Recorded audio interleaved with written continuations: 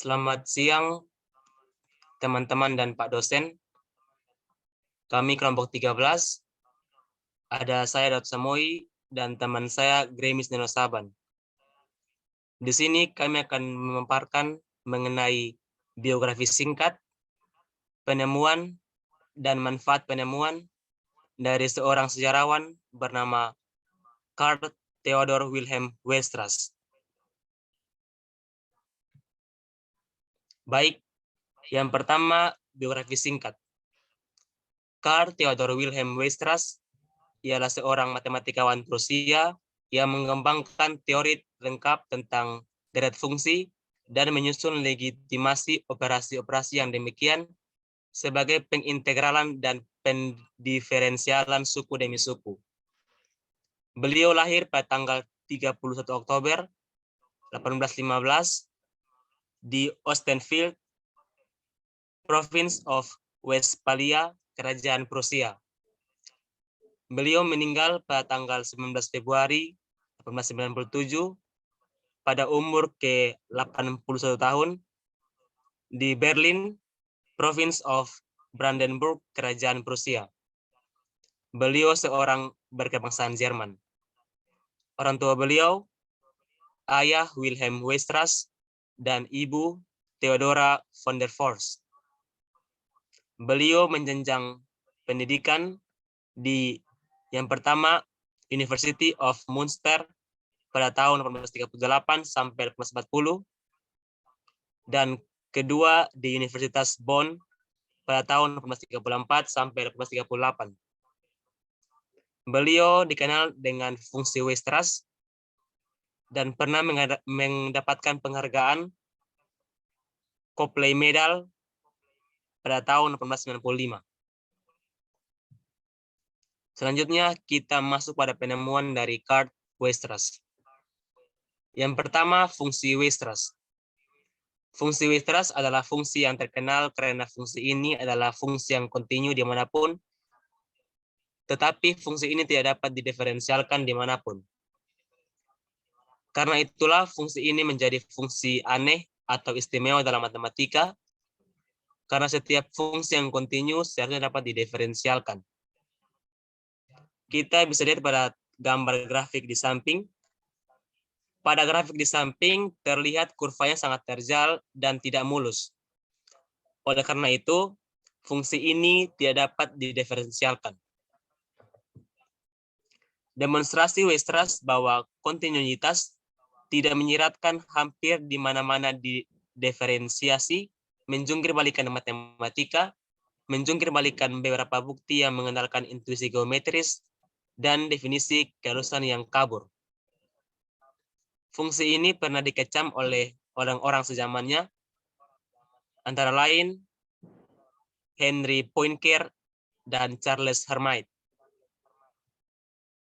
Dalam makalah asli Weierstrass, fungsi tersebut didefinisikan sebagai deret Fourier, di mana fx sama dengan sigma a pangkat n cos b pangkat n px untuk nilai n sama dengan 0 sampai ta hingga, di mana di mana 0 lebih kecil a lebih kecil 1, b adalah bilangan bulat ganjil positif, dan AB lebih besar 1 tambah 3/2pi. Makalah ini disampaikan oleh Weierstrass dan dipresentasikan kepada Kolleg Akademie der Wissenschaften pada 18 Juli 1872.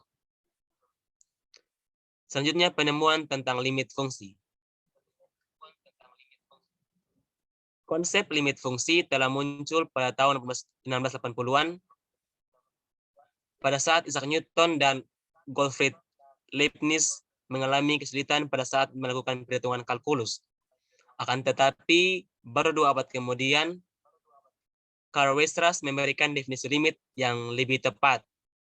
Dan definisi inilah yang kita gunakan sampai saat ini. Fungsi limit dari Carl Weierstrass adalah diberikan A himpunan bagian bilangan real, titik cluster, himpunan A, dan F, A menjadi bilangan real. Bilangan real L disebut sebagai limit fungsi f di J jika untuk setiap bilangan epsilon lebih besar 0. Sehingga untuk setiap X elemen A dengan 0 lebih kecil nilai mutlak X kurang C lebih kecil delta, berlaku nilai mutlak Fx kurang L lebih kecil epsilon. Dengan definisi inilah, beliau disebut sebagai Bapak Limit Dunia. Untuk slide berikutnya, saya berikan kepada teman saya, Grimis Dino Saban. Oke, baik, terima kasih atas kesempatan diberikan kepada saya. Saya akan melanjutkan presentasi mengenai penemuan dari Carl Weierstrass. Penemuan-penemuan lainnya dari Carl Weierstrass sebagai berikut. Yang pertama, fungsi elip Weierstrass. Fungsi elip Weierstrass adalah mereka menamainya untuk Carl Weierstrass. Carl Weierstrass ini juga disebut sebagai fungsi P dan umumnya ditulis sebagai simbol Weierstrass yang teman-teman bisa lihat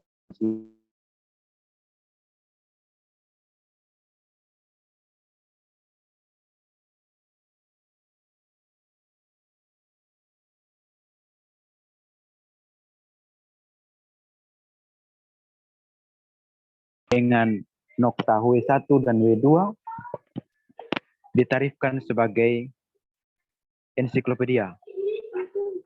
Sebagai rumus persamaan di bawah ini, Weierstrass sama dengan Z, W1, W2 sama dengan 1 per Z pangkat 2 ditambah sigma 1 per Z tambah MW1 tambah NW2 pangkat 2 dikurangi 1 MW1 tambah NW2 pangkat 2 untuk MW1 tambah NW2 tidak boleh sama dengan 0. Kemudian delta MW1 tambah NW2 dibagi M, N merupakan himpunan bagian dari Z adalah titik-titik isi tempo. Jadi Weierstrass sama dengan Z delta sama dengan Weierstrass Z W1 W2. Lanjut.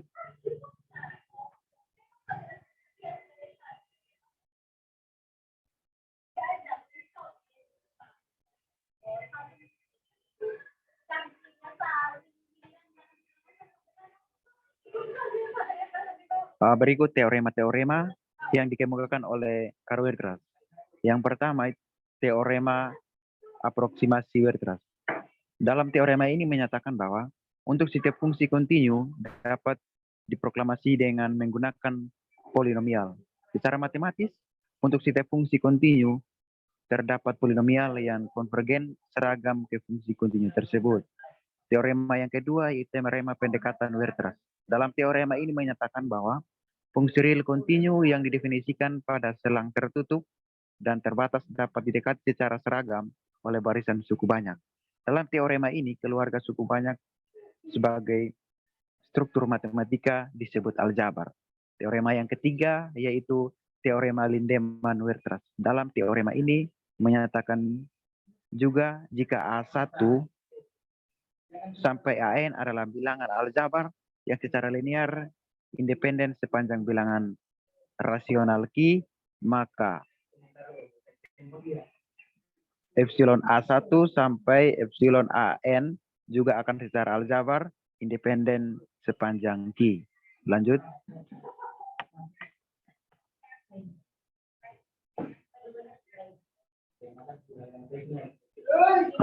Sebelumnya kita sudah mengetahui tentang penemuan-penemuan dan penerapan fungsi Weierstrass. Pada kesempatan kali ini, saya juga akan menjelaskan berbagai manfaat dari penemuan Carl Weierstrass. Yang pertama, limit fungsi. Limit fungsi ini dapat diterapkan dalam berbagai bidang. Yang pertama, bidang kedokteran. Dalam bidang kedokteran, limit fungsi berguna untuk menghitung kerusakan jantung yang biasa ditampilkan dalam bentuk USG pada kasus kardikares. Yang kedua, fungsi limit dalam bidang ekonomi. Dalam bidang ekonomi, limit fungsi sering digunakan oleh pemerintah dalam menentukan pajak yang harus dibayar oleh masyarakat. Dalam bidang ekonomi, limit fungsi juga sering digunakan dalam menghitung biaya rata-rata dan bunga. Manfaat limit fungsi yang ketiga di bidang geografi dan sosiologi. Digunakan untuk optimasi dalam kecepatan penduduk. Lanjut.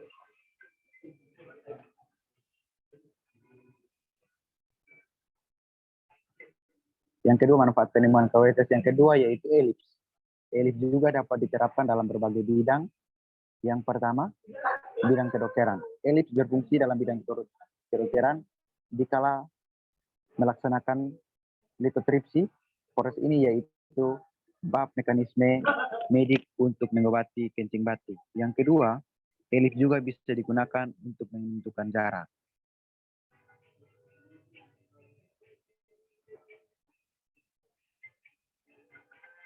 Oke, baik, mungkin sekian dari penjelasan kami mengenai penemuan dari sejarah singkat, geografi, dan penemuan dari karbohidrat. Mungkin ada kata-kata yang dalam hal ini tidak senonoh dengan pikiran atau perasaan teman-teman dan Bapak dosen.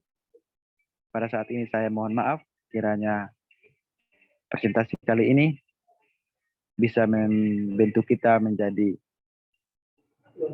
anak-anak yang mampu bersemangat dalam bidang matematika. Sekian dan terima kasih.